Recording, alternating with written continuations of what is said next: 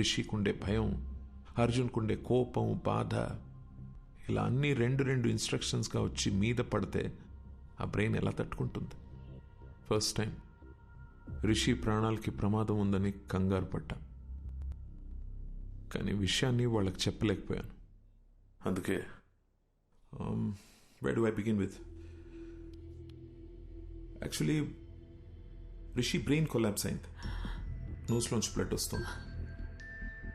ఇలా ఇంకా 2-3 సార్లు జరిగితే రిషి లైఫ్కే risk. Relax, please don't worry, will find a solution. ఎంతసే బ్రదర్?